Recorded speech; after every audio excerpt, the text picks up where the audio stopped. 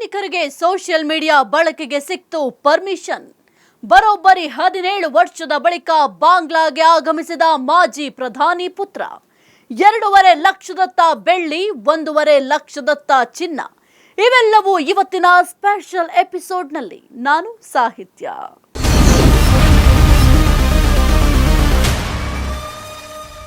ಭಾರತೀಯ ಸೇನೆ ಅಂದ್ರೆ ತನ್ನ ಶಿಸ್ತಿಗೆ ಹೆಸರಾದ ಸೇನೆ. ಸೇನೆಯಲ್ಲಿ ಕಾರ್ಯನಿರ್ವಹಿಸೋ ಸೈನಿಕರಿಗೆ ಅನೇಕ ರಿಸ್ಟ್ರಿಕ್ಷನ್ಸ್ ಇರುತ್ತೆ. ಇಷ್ಟು ದಿನ ಸೈನಿಕರು ಸಾಮಾಜಿಕ ಜಾಲತಾಣ ಬಳಸದಂತೆ ಕಟ್ಟುನಿಟ್ಟಿನ ನಿರ್ಬಂಧವನ್ನ ವಿಧಿಸಲಾಗಿತ್ತು. ಆದ್ರೆ ಈಗ ಆ ನಿರ್ಬಂಧವನ್ನ ಸಡಿಲಿಕೆ ಮಾಡಲಾಗಿದೆ. ಇನ್ನು ಸೋಷಿಯಲ್ ಮೀಡಿಯಾ ಬಳಕೆಗೆ ಸೈನಿಕರಿಗೆ ಅನುಮತಿ ಕೂಡ ಸಿಕ್ಕಿದೆ. ಆದ್ರೆ ಸೈನಿಕರು ಜಾಲತಾಣದಲ್ಲಿ ಕೇವಲ ಬ್ರೌಸ್ ಮಾಡಬಹುದು. ಲೈಕು, ಕಮೆಂಟು, ಶೇರಿಂಗು ಇದೆಲ್ಲವುಗಳ ಮೇಲಿನ ನಿರ್ಬಂಧ ಹಂಗೆ ಮುಂದುವರಿಯುತ್ತೆ. ಇಂಡಿಯನ್ ಆರ್ಮಿ, ಭಾರತೀಯ ಸೇನೆ, ಈ ಹೆಸರು ಕೇಳಿದಾಕ್ಷಣ ಅದೆಷ್ಟೋ ಜನರ ಮೈ ರೋಮಾಂಚನ ಆಗುತ್ತೆ. ತನ್ನ ಅಪ್ರತಿಮ ಶೌರ್ಯ, ಸಾಹಸಕ್ಕೆ ಹೆಸರು ಅಂದರೆ ಭಾರತೀಯ ಸೇನೆ ನಮ್ಮ ಹೆಮ್ಮೆ. ಅದು ಶತ್ರು ರಾಷ್ಟ್ರದ ಒಳಗೆ ನುಗ್ಗಾದ್ರೂ ಸರಿ, ತನಗೆ ನೀಡಿದ ಟಾಸ್ಕ್ ಅನ್ನ ಪೂರ್ತಿ ಮಾಡದೆ ಬಿಡೋದೇ ಇಲ್ಲ ನಮ್ಮ ಸೇನೆ. ಅನುಮತಿ ನೀಡಿದ್ರೆ ಪರ್ವತವನ್ನ ಇಬ್ಬಾಗ ಮಾಡಿಬಿಡ್ತೀವಿ ಅನ್ನೋಷ್ಟು ಛಲ ನಮ್ಮ ಸೈನಿಕರಿಗಿದೆ. ಹಾಗಾಗಿ ಎಂಥ ಶತ್ರು ಆದರೂ ನಮ್ಮ ಸೇನೆಯ ಮೇಲೆ ದಾಳಿ ಮಾಡೋ ಮುಂಚೆ 10 ಬಾರಿ ಯೋಚನೆಯನ್ನ ಮಾಡಲೇಬೇಕು. ಕಾರಣ ಏನು ಗೊತ್ತಾ? ತಮ್ಮ ಮೇಲೆ ದಾಳಿ ಆಯಿತು ಅಂದರೆ ಅದಕ್ಕೆ ಕಾರಣರಾದವರು ಪಾತಾಳದಲ್ಲಿ ಅಡಗಿದ್ರೂ ಕೂಡ ಅವರನ್ನ ಹುಡುಕಿ ಹೊಸಕ್ಕೆ ಹಾಕುತ್ತೆ ನಮ್ಮ ಇಂಡಿಯನ್ ಆರ್ಮಿ. ಅದಕ್ಕೆ ಸಾಕಷ್ಟು ಉದಾಹರಣೆಗಳು ಕೂಡ ಇದೆ. ಹೌದು, ಇತಿಹಾಸದಲ್ಲಿ ಅನೇಕ ಬಾರಿ ನಮ್ಮ ಸೇನೆಯ ಮೇಲೆ ಎಷ್ಟೋ ದಾಳಿಗಳಾಗಿದ್ದಾವೆ. ಆ ವೇಳೆ ನಮ್ಮ ಅನೇಕ ಸೈನಿಕರು ಕೂಡ ಬಲಿಯಾಗಿದ್ದಾರೆ. ಶತ್ರು ರಾಷ್ಟ್ರಗಳ ಸಂಚಿಂದ ಆಗಿರಬಹುದು, ಜೊತೆಗೆ ನಮ್ಮ ದೇಶದ ಒಳಗೆ ಇರುವಂತಹ ಕೆಲವೊಂದಿಷ್ಟು ಜನ ಇದ್ದಾರೆ ದೇಶದ್ರೋಹಿಗಳು. ಅವರು ಬೇರೆ ದೇಶಕ್ಕೆ, ನಮ್ಮ ಶತ್ರು ರಾಷ್ಟ್ರಕ್ಕೆ ಸಪೋರ್ಟ್ನಿಂದ ಆಗಿರಬಹುದು ನಮ್ಮ ಸೇನೆಯ ಮೇಲೆ ಅನೇಕ ದಾಳಿಗಳು ನಡೆದಿದ್ದಾವೆ. ಆದರೆ ಅದಕ್ಕೆಲ್ಲ ತಕ್ಕ ಪ್ರತಿಕಾರವನ್ನು ಹಿಂದೆ ಆಗಿರಬಹುದು, ಈಗಲೂ ಅಷ್ಟೇ ತೀರಿಸ್ಕೊಳ್ತಾ ಬರ್ತಾ ಇದ್ದಾರೆ ನಮ್ಮ ಆರ್ಮಿಯವರು.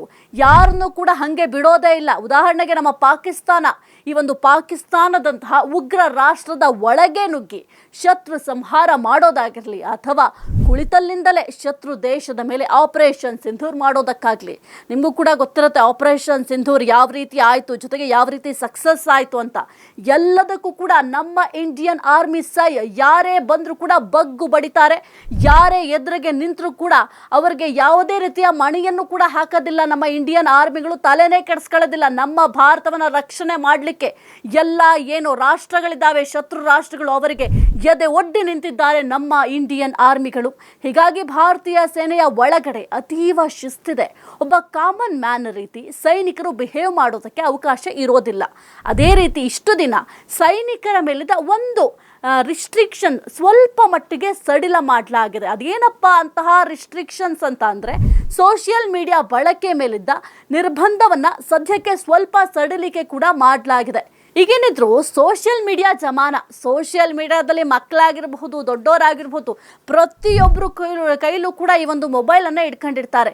ಇನ್ನು ಚಿಕ್ಕ ಮಕ್ಕಳಾಗಿರಬಹುದು, ನೀವು ನೋಡಬಹುದು, ಮಕ್ಕಳೇನಾರು ಊಟ ಮಾಡಬೇಕು ಅಂತಂದರೆ ಮೊಬೈಲ್ ಕೊಡ್ತಾರೆ, ಅಥವಾ ಏನಾದ್ರು ನಾವು ಕೆಲಸ ಮಾಡ್ಕೊಳ್ಬೇಕಂದ್ರೆ ಮೊಬೈಲ್ ಕೊಡ್ತಾರೆ. ಅಷ್ಟರ ಮಟ್ಟಿಗೆ ಮೊಬೈಲ್ ಬಳಕೆ ಹೆಚ್ಚಾಗಿದೆ.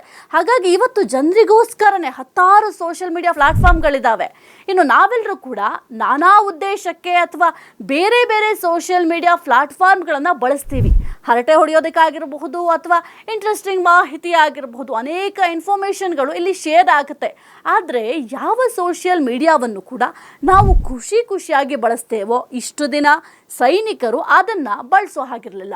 ಅದರ ಮೇಲೆ ಸ್ಟ್ರಿಕ್ಟ್ ಆಗಿರೋ ರೆಸ್ಟ್ರಿಕ್ಷನ್ಸ್ ಇದ್ವು. ಆದರೆ ಈಗ ಆ ರೆಸ್ಟ್ರಿಕ್ಷನ್ಸ್ಗಳನ್ನು ಸ್ವಲ್ಪ ಸಡಿಲ ಮಾಡಲಾಗಿದೆ. ಇಷ್ಟು ದಿನ ಸೋಷಿಯಲ್ ಮೀಡಿಯಾ ಬಳಸೋಕೆ ಸೈನಿಕರಿದ್ದ ಕೆಲವೊಂದಿಷ್ಟು ರೆಸ್ಟ್ರಿಕ್ಷನ್ಸ್ನಲ್ಲಿ ಸ್ವಲ್ಪ ಬದಲಾವಣೆ ಮಾಡಲಾಗಿದೆ. ಭಾರತೀಯ ಸೈನಿಕರಿಗೀಗ ಇನ್ಸ್ಟಾಗ್ರಾಮ್ ಬಳಕೆಯನ್ನು ಮಾಡಬಹುದು. ಹೌದು, ಸೈನಿಕರು ಇನ್ಸ್ಟಾಗ್ರಾಮ್ ಬಳಕೆ ಮಾಡಬಹುದು ಅಂದ್ಕೊಂಡ್ರೆ ನಿಮ್ಮ ಥರ ಬೇಕಾಬಿಟ್ಟಿಯಾಗಿ ಏನಂದ್ರಲ್ಲಿ ಸ್ಕ್ರೋಲ್ ಮಾಡೋದು, ಏನಂದ್ರಲ್ಲಿ ಕಮೆಂಟ್ ಮಾಡೋದು, ಇಷ್ಟ ಬಂದಂತೆ ಯೂಸ್ ಮಾಡೋಂಗಿಲ್ಲ.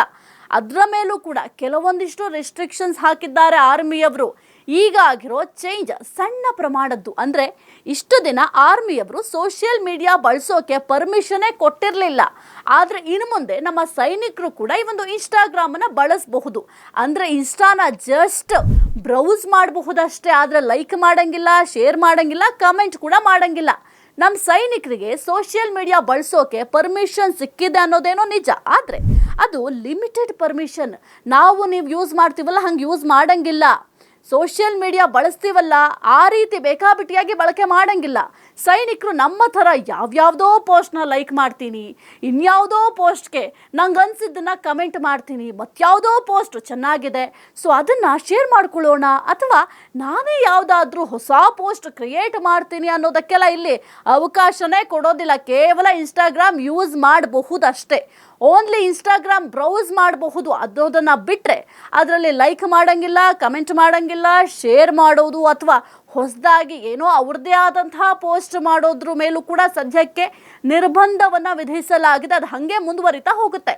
ಅರೆ, ಇಷ್ಟು ದಿನ ನಮ್ಮ ಸೈನಿಕರು ಸೋಷಿಯಲ್ ಮೀಡಿಯಾ ಯೂಸ್ ಮಾಡೋ ರೀತಿಯೇ ಇರಲಿಲ್ವಾ ಅನ್ನೋದು ನಿಮ್ಗಿರೋ ಡೌಟ್ ಆಗಿದ್ರೆ ಅದಕ್ಕೆ ಆನ್ಸರ್ ಹೌದು. ಇಷ್ಟು ದಿನ ಇಂಡಿಯನ್ ಆರ್ಮಿಲಿರೋರು ಸೋಷಿಯಲ್ ಮೀಡಿಯಾ ಬಳಸೋ ಥರ ಇರಲಿಲ್ಲ, ಯಾರು ಕೂಡ ಅದನ್ನು ಯೂಸ್ ಕೂಡ ಮಾಡಂಗಿರಲಿಲ್ಲ. ಅದಕ್ಕೆ ಸ್ಟ್ರಿಕ್ಟ್ ಆಗಿ ರಿಸ್ಟ್ರಿಕ್ಷನ್ಸ್ ಕೂಡ ಮಾಡಲಾಗಿತ್ತು. ಹೇಳಿ ಕೇಳಿ ಆರ್ಮಿ ಅಂದ್ರೇ ಅದೊಂದು ಶಿಸ್ತಿನ ಸಂಸ್ಥೆ. ಭಾರತೀಯ ಸೇನೆಗೆ ತಂದೆ ಆಗಿರುವಂಥ ಹಲವಾರು ರೂಲ್ಸ್ಗಳಿದ್ದಾವೆ. ಸೇನೆಗೆ ಸೇರೋರು ತನ್ನ ಮನಸ್ಸಿಗೆ ಬಂದಂತೆ ತಾನಿರ್ತೀನಿ ಅನ್ನೋಕ್ಕೆ ಸಾಧ್ಯ ಇಲ್ಲ. ಆ ಒಂದು ಶಿಸ್ತನ್ನು ಎಲ್ಲರೂ ಕೂಡ ಪಾಲನೆ ಮಾಡಲೇಬೇಕು. ಸೇನೆಗೆ ಸೇರ್ತಾ ಇದ್ದಾಗೇನೆ ಅಲ್ಲಿ ಚಾಲೆಂಜಿಂಗ್ ಅನ್ನೋದು ಟ್ರೈನಿಂಗಲ್ಲೇ ಶುರು ಆಗುತ್ತೆ. ಎಂಥದ್ದೇ ಸಿಚುವೇಶನ್ನಲ್ಲೂ ಕೂಡ ಅವರು ಕಾಳಗಕ್ಕೆ ರೆಡಿ ಇರಬೇಕು ಅನ್ನೋ ರೀತಿ ಅವರಿಗೆ ಮೆಂಟಲಿ ಹಾಗೂ ಫಿಸಿಕಲಿ ಟ್ರೈನಿಂಗನ್ನು ನೀಡಲಾಗುತ್ತೆ. ಹಾಗಾಗಿ ಆರ್ಮಿಗೆ ಸೇರಿದ ಮೇಲೆ ಎಂಥ ವ್ಯಕ್ತಿಯಾದರೂ ಸರಿ ಆತ ಸಂಪೂರ್ಣವಾಗಿ ಫಿಟ್ ಆಗಿರ್ತಾನೆ. ಸೇನೆ ಇರೋದೇ ನಮ್ಮ ದೇಶ ಕಾಯೋ ಕೆಲಸಕ್ಕೆ, ನಮ್ಮನ್ನು ರಕ್ಷಣೆ ಮಾಡುವಂತಹ ಕೆಲಸಕ್ಕೆ. ಹಾಗಾಗಿ ನಮ್ಮ ಶತ್ರುಗಳು ಸದಾಕಾಲ ನಮ್ಮ ಆರ್ಮಿ ಮೇಲೆ ಒಂದು ಕಣ್ಣಿಟ್ಕೊಂಡು ಕೂತಿರ್ತಾರೆ. ಹಾಗಾಗಿ ಎಲ್ಲ ಕಡೆಯಿಂದಲೂ ಕೂಡ ನಮ್ಮ ಸೈನಿಕರ ಮೇಲೆ ಕಳ್ಳಗಣ್ಣು ಅನ್ನೋದು ಇದ್ದೇ ಇರುತ್ತೆ. ಹಾಗಾಗಿ ನಮ್ಮ ಸೈನಿಕರು ಯಾವುದೇ ರೀತಿಯಲ್ಲೂ ಕೂಡ ಟ್ರಾಪ್ ಆಗಬಾರ್ದು ಅನ್ನೋ ಕಾರಣಕ್ಕೆ ಇಷ್ಟು ದಿನ ಆರ್ಮಿಯಲ್ಲಿರೋರು ಸೋಷಿಯಲ್ ಮೀಡಿಯಾ ಬಳಸೋಕೆ ಪರ್ಮಿಷನ್ ಇರಲಿಲ್ಲ. ಯಾಕೆ ಅಂತಂದರೆ ಯಾವ ಸಂದರ್ಭದಲ್ಲಿ ಯಾರನ್ನ ಟ್ರಾಪ್ ಮಾಡ್ತಾರೆ ಅಂತ ಹೇಳಲಿಕ್ಕೆ ಆಗೋದಿಲ್ಲ. ಈಗ ನಿಮ್ಮನ್ನ ಅಥವಾ ಟ್ರಾಪ್ ಮಾಡಿದ್ರೆ ನಮ್ಮನ್ನು ಅಟ್ಲೀಸ್ಟ್ ರಕ್ಷಣೆ ಮಾಡಲಿಕ್ಕೆ ಪೊಲೀಸರನ್ನೋರು ಇರ್ತಾರೆ. ಈಗ ನಮ್ಮನ್ನು ರಕ್ಷಣೆ ಮಾಡುವಂತಹ, ನಮ್ಮ ದೇಶವನ್ನು ಕಾಯುವಂತಹ ಆರ್ಮಿಯವರನ್ನು ಏನಾದರೂ ಟ್ರಾಪ್ ಮಾಡಿದ್ರೆ ದೇಶಕ್ಕೆ ಕುತ್ತಾಗುತ್ತೆ. ಹಾಗಾಗಿ ಈ ಒಂದು ಸೋಷಿಯಲ್ ಮೀಡಿಯಾ ಬಳಕೆಗೆ ಕಂಪ್ಲೀಟ್ ರಿಸ್ಟ್ರಿಕ್ಷನ್ಸನ್ನು ಮಾಡಲಾಗಿತ್ತು. ಈ ಸೋಷಿಯಲ್ ಮೀಡಿಯಾ ಅನ್ನೋದು ಒಂದು ರೀತಿ ಡಬಲ್ ಸೈಡೆಡ್ ಸ್ಟ್ಯಾಂಡ್ ಇದ್ದಂಗೆ. ಅದು ನಮಗೆ ಎಷ್ಟು ಯೂಸ್ಫುಲ್ಲೋ ಅಷ್ಟೇ ಡೇಂಜರಸ್ ಕೂಡ ಹೌದು. ಯಾಕಂದರೆ ಯಾವುದೇ ಟೆಕ್ನಾಲಜಿ ಆಗಲಿ ಅಥವಾ ಟೂಲ್ಸ್ ಆಗಲಿ ಅದನ್ನು ಒಳ್ಳೆಯ ಕೆಲಸಕ್ಕೆ ಬಳಸೋ ಜನರ ಜೊತೆಗೆ ಅದನ್ನು ಕೆಟ್ಟ ಕೆಲಸಗಳಿಗೆ ಬಳಸೋ ಜನ ಕೂಡ ಜಾಸ್ತಿ ಆಗಿರ್ತಾರೆ. ಇತ್ತೀಚೆಗೆ ಸಾಕಷ್ಟು ಪ್ರಕರಣಗಳನ್ನ ನೀವು ಕೂಡ ನೋಡಿರ್ತೀರ. ಎಷ್ಟರ ಮಟ್ಟಿಗೆ ಮಿಸ್ಯೂಸ್ ಮಾಡ್ತಾ ಇದ್ದಾರೆ. ಈ ಒಂದು AI ಆಗಿರಬಹುದು, ಸಾಕಷ್ಟು ಮಿಸ್ಯೂಸ್ ಆಗ್ತಾ ಇದೆ. ಸರಿಯಾಗಿ ಈ ಸೋಷಿಯಲ್ ಮೀಡಿಯಾನ ಕರೆಕ್ಟಾಗಿ ಯೂಸ್ ಮಾಡದೇ ಇದ್ದರೆ ಅದನ್ನು ಯೂಸ್ ಮಾಡೋ ವ್ಯಕ್ತಿಗೆ ಅದು ಡೇಂಜರಸ್ ಆಗಿ ಕಾಡಬಹುದು. ಹೇಳಿ ಕೇಳಿ ಸೈನಿಕ ಅನ್ನೋದೇ ಒಂದು ಅತ್ಯಂತ ಸೂಕ್ಷ್ಮವಾದಂತಹ ಕೆಲಸ. ಅದು ಎಷ್ಟು ಹೆಮ್ಮೆ ಮೂಡಿಸೋ ಕೆಲಸವೋ ಅಷ್ಟೇ ಒತ್ತಡದ ಕೆಲಸ ಕೂಡ ಹೌದು. ನೀವು ಅನ್ಕೊಂಡಂಗಲ್ಲ. ಅಲ್ಲಿ ಇನ್ನೇನು ಮಾಡ್ತಾರೆ, ಏನಾದ್ರು ಯುದ್ಧ ಆದರೆ ಮಾತ್ರ ಯುದ್ಧ ಮಾಡ್ತಾರೆ, ಇಲ್ಲ ಅಂತಂದರೆ ಸುಮ್ಮನಿರ್ತಾರೆ ಅಂತ ಸೈನಿಕರ ಬಗ್ಗೆ ಯಾರೂ ಕೂಡ ಮಾತನಾಡೋದಕ್ಕೆ ಸಾಧ್ಯವೇ ಇಲ್ಲ. ನಮಗೋಸ್ಕರ ಪ್ರಾಣವನ್ನು ಮುಡಿಪಾಗಿಟ್ಟು ಹೋರಾಡ್ತಾ ಇದ್ದಾರೆ. ಹಾಗಾಗಿ ಒಂದು ಸೋಷಿಯಲ್ ಮೀಡಿಯಾದಿಂದ ಬಹಳ ಹುಷಾರಾಗಿರಬೇಕಾಗತ್ತೆ. ಇನ್ನು ಸದಾಕಾಲ ಇವರ ಬೆನ್ನ ಹಿಂದೆಯೇ ಇರುತ್ತೆ ಈ ಒಂದು ಸಾವು ಅನ್ನೋದು. ಹಾಗಾಗಿ ಸೈನಿಕರ ಮೇಲೆ ಅತ್ಯಂತ ಹೆಚ್ಚು ಪ್ರೆಷರ್ ಕೂಡ ನಿರ್ಮಾಣ ಆಗಿರುತ್ತೆ. ಇಂತಹ ಸಿಚುವೇಶನ್ನಲ್ಲಿ ಸೈನಿಕರು ಸೋಷಿಯಲ್ ಮೀಡಿಯಾ ಬಳಸ್ತಾ ಇದ್ರೆ ಅದರಿಂದ ಬೇರೆ ರೀತಿಯಲ್ಲಿ ಪರಿಣಾಮ ಉಂಟಾಗಬಹುದು. ಸೋಷಿಯಲ್ ಮೀಡಿಯಾ ಮೂಲಕ ನಮ್ಮ ಸೈನಿಕರನ್ನ ಟ್ರಾಪ್ ಮಾಡೋ ಪ್ರಯತ್ನ ನಡಿಬಹುದು. ಅದು ಹೇಗೆ ಅಂತೀರಾ? ಅದು ಗೂಢಾಚಾರ್ಯ ಅಥವಾ ಬೇಹುಗಾರಿಕೆ ಮಾಡುವ ಮೂಲಕ. ಈ ಒಂದು ಗೂಢಾಚಾರ್ಯ ಅಥವಾ ಬೇಹುಗಾರಿಕೆ ಒಂದು ದೇಶ ಇನ್ನೊಂದು ದೇಶದ ಮೇಲೆ ಹಿಂಬಾಗಿಲ ಮೂಲಕ ನಡೆಸೋ ಕೆಲಸ ಇದು. ಅಂದರೆ ಶತ್ರುಗಳಿಗೆ ಗೊತ್ತಾಗದಂತೆ ಆ ದೇಶದ ರಹಸ್ಯ ಮಾಹಿತಿಗಳನ್ನು, ಡಿಫೆನ್ಸ್ ಸೀಕ್ರೆಟ್ಗಳನ್ನು ಕದಿಯೋ ಕೆಲಸ ಇದು. ಬಹುತೇಕ ದೇಶಗಳು ಈ ಗೂಢಾಚಾರ್ಯ ಅನ್ನೋ ಕೆಲಸ ಮಾಡುತ್ತವೆ. ಶತ್ರು ದೇಶದ ಸ್ಪೈಗಳು ನಾನಾ ರೂಪದಲ್ಲಿ ಒಂದು ದೇಶದ ಒಳಗಡೆನೇ ಇರ್ತಾರೆ. ಅದರಲ್ಲೂ ಮೊಬೈಲ್ ಮೂಲಕ ಜನರನ್ನ ಟ್ರ್ಯಾಪ್ ಮಾಡೋದು ಈಗಿನ ಕಾಲದಲ್ಲಿ ಅತಿ ಹೆಚ್ಚು ನಡೀತಾ ಇರುವಂತಹ ಕೆಲಸ. ನಾನಾ ಆ್ಯಪ್ಗಳ ಮೂಲಕ, ಸ್ಕೈವರ್ಗಳ ಮೂಲಕ ಒಬ್ಬ ವ್ಯಕ್ತಿ ಅಥವಾ ಒಂದು ದೇಶದ ಸೀಕ್ರೆಟ್ಗಳನ್ನು ಕದಿಯೋ ಪ್ರಯತ್ನ ನಡೆಯುತ್ತೆ. ಅದರಲ್ಲೂ ಸೈನಿಕ ವೃತ್ತಿಯಂಥ ಸೂಕ್ಷ್ಮ ಕೆಲಸ ಮಾಡೋರು ಸೋಷಿಯಲ್ ಮೀಡಿಯಾ ಯೂಸ್ ಮಾಡಿದ್ರೆ ಅವರನ್ನು ಬೇರೊಂದು ರೀತಿಯಲ್ಲಿ ಟ್ರ್ಯಾಪ್ ಮಾಡೋಕೆ ಟ್ರೈ ಮಾಡ್ತಾರೆ. ಅದು ಹೇಗಂದರೆ ಹನಿ ಟ್ರ್ಯಾಪ್ ನೀವು ಕೇಳಿರ್ತೀರ. ಎಷ್ಟೋ ಬಾರಿ ಒಂದು ಹನಿ ಟ್ರ್ಯಾಪ್ ಬಲೆಗೆ ಅವ್ರು ಸಿಕ್ಕಿಬಿದ್ರು ಇವ್ರು ಸಿಕ್ಕಿಬಿದ್ರು ಅಂತ. ಅದೇ ರೀತಿ ಸೈನಿಕರಿಗೂ ಕೂಡ ಈ ಒಂದು ಹನಿ ಟ್ರ್ಯಾಪ್ ಬಲೆ ಬೀಸಬಹುದು.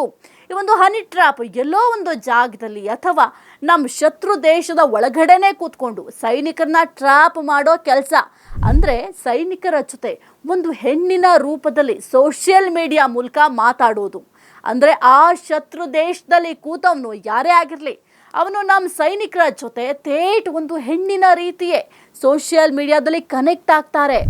ಒಂದು ಮಹಿಳೆ ಥರಾನೇ ಮೆಸೇಜ್ ಮಾಡೋದು, ಡೂಪ್ಲಿಕೇಟ್ ಫೋಟೋಗಳನ್ನು ಕಳಿಸೋ ಮೂಲಕ ನಮ್ಮ ಸೈನಿಕರನ್ನ ತಮ್ಮ ಬಲೆಗೆ ಕೆಳಕೊಳ್ಳೋಕೆ ಟ್ರೈ ಮಾಡ್ತಾರೆ. ಒಂದ್ಸಲ ಒಬ್ಬ ಸೈನಿಕ ಅವರ ಬಲೆಗೆ ಬಿದ್ದ ಅಂದರೆ ಮುಗೀತು. ಅಲ್ಲಿಂದ ಅವರನ್ನು ಬ್ಲ್ಯಾಕ್ ಮೇಲ್ ಮಾಡೋಕೆ ಶುರು ಮಾಡ್ತಾರೆ. ಆ ಸೈನಿಕನಿಂದ ಶತ್ರು ದೇಶಕ್ಕೆ ಸಂಬಂಧಪಟ್ಟ ಸೀಕ್ರೆಟ್ಗಳನ್ನು, ಸೇನಾ ರಹಸ್ಯಗಳನ್ನು, ಆರ್ಮಿ ಬೇಸ್ಗಳ ಬಗ್ಗೆ, ವೆಪನ್ಗಳ ಬಗ್ಗೆ, ಹೀಗೆ ಅವರಿಗೆ ಏನೇನು ಬೇಕು ಅದೆಲ್ಲ ಇನ್ಫಾರ್ಮೇಷನ್ಗಳನ್ನು ಕಲೆಕ್ಟ್ ಮಾಡ್ಕೊಳ್ತಾರೆ. ಇದರಿಂದ ನಮ್ಮ ದೇಶಕ್ಕೆ ಕುತ್ತಾಗುತ್ತೆ. ಈ ಹಿಂದೆ ಕೂಡ ಸೈನಿಕರು ಆಯಾ ಕಟ್ಟಿನ ಜಾಗದಲ್ಲಿರೋ ಅನೇಕರು ಹನಿ ಟ್ರ್ಯಾಪ್ಗೆ ಒಳಗಾಗಿ ನಮ್ಮ ದೇಶದ ಅನೇಕ ಸೀಕ್ರೆಟ್ಗಳನ್ನು ಶತ್ರುಗಳ ಕೈಗೆ ಕೊಟ್ಟಿರೋ ಘಟನೆಗಳು ಕೂಡ ನಡೆದಿದೆ. ಹಾಗಾಗಿ ಈಗ ನಮ್ಮ ಸೈನಿಕರಿಗೆ ಸೋಷಿಯಲ್ ಮೀಡಿಯಾ ಬಳಸೋಕೆ ಪರ್ಮಿಷನ್ ಸಿಕ್ಕಿರೋದ್ರಿಂದ ಮತ್ತೆ ಇಂಥ ಇನ್ಸಿಡೆಂಟ್ ರಿಪೀಟ್ ಆಗುವ ಸಾಧ್ಯತೆಗಳು ಕೂಡ ಇದೆ. ಈಗ ಭಾರತೀಯ ಸೈನಿಕರಿಗೆ ಇನ್ಸ್ಟಾಗ್ರಾಮ್ ಬ್ರೌಸ್ ಮಾಡೋಕೆ ಪರ್ಮಿಷನ್ ಸಿಕ್ಕಿರೋದ್ರಿಂದ ಅದರಲ್ಲಿ ಬರೋ ನೂರಾರು ರೀತಿಯ ಇನ್ಫಾರ್ಮೇಷನ್ಗಳನ್ನು ನೋಡಿ ಸೈನಿಕರ ಮೆಂಟಲ್ ಹೆಲ್ತ್ ಮೇಲೆ ಪರಿಣಾಮ ಉಂಟಾಗಬಹುದು. ಜೊತೆಗೆ ಅದೇ ಜಾಲತಾಣದ ಮೂಲಕನೇ ಸೈನಿಕರನ್ನ ಟ್ರ್ಯಾಪ್ ಮಾಡೋ ಪ್ರಯತ್ನ ನಡೀಬಹುದು. ಈಗಂತೂ ಮೊಬೈಲ್ ಬಳಸ್ತಾ ಇರೋ ವ್ಯಕ್ತಿಗೂ ಗೊತ್ತಾಗದಂತೆ ಅವನ ಮೊಬೈಲ್ಗೆ ಸೇರಿಕೊಂಡು ಎಲ್ಲ ಇನ್ಫಾರ್ಮೇಷನ್ಗಳನ್ನು ಸೀಕ್ರೆಟ್ ಆಗಿ ರವಾನೆ ಮಾಡೋ ಪೆಗಾಸಸ್ನಂತಹ ಟೆಕ್ನಾಲಜಿ ಅಡ್ವಾನ್ಸ್ಡ್ ಸಾಫ್ಟ್ವೇರ್ಗಳು ಕೂಡ ಇದ್ದಾವೆ. ಹಾಗಾಗಿ ಭಾರತೀಯ ಸೈನಿಕರಿಗೆ ಸೋಷಿಯಲ್ ಮೀಡಿಯಾ ಯೂಸ್ ಮಾಡೋ ಪರ್ಮಿಷನ್ ಸಿಕ್ಕಿರೋದು ರಕ್ಷಣಾ ದೃಷ್ಟಿಯಿಂದ ಎಷ್ಟು ಸೇಫ್ ಅನ್ನೋ ಪ್ರಶ್ನೆಯಂತೂ ಇದ್ದೇ ಇರುತ್ತೆ. ಭಾರತೀಯ ಸೈನಿಕರಿಗೆ ಇನ್ಸ್ಟಾಗ್ರಾಮ್ ಯೂಸ್ ಮಾಡೋಕೆ ಪರ್ಮಿಷನ್ ಸಿಕ್ಕಿರೋದ್ರ ಬಗ್ಗೆ ತಿಳ್ಕೊಂಡ್ರಿ. ಅದರಿಂದ ಏನೆಲ್ಲ ಆಗಬಹುದು ಅನ್ನೋದನ್ನ ತಿಳ್ಕೊಂಡ್ರಿ. ಇದರ ಜೊತೆಗೆ ನಮ್ಮ ಪಕ್ಕದ ಬಾಂಗ್ಲಾದೇಶದಲ್ಲಿ ಒಂದು ದೊಡ್ಡ ಡೆವಲಪ್ಮೆಂಟ್ ಆಗಿದೆ. 17 ವರ್ಷ ಆದಮೇಲೆ ಅಲ್ಲಿನ ರಾಜಕೀಯ ವ್ಯಕ್ತಿಯೊಬ್ಬರು ಬಾಂಗ್ಲಾಕ್ಕೆ ವಾಪಸ್ಸಾಗಿದ್ದಾರೆ. ಹಾಗಾದರೆ ಯಾರು ಆ ವ್ಯಕ್ತಿ, ಅಲ್ಲಿನ ಡೆವಲಪ್ಮೆಂಟ್ಸ್ ಏನು ಅನ್ನೋ ಬಗ್ಗೆ ಇಂಟ್ರೆಸ್ಟಿಂಗ್ ಇನ್ಫಾರ್ಮೇಷನ್ ಕೊಡ್ತೀನಿ. ಆದರೆ ಅದಕ್ಕೂ ಮುನ್ನ ಟೇಕ್ ಎ ಸ್ಮಾಲ್ ಬ್ರೇಕ್.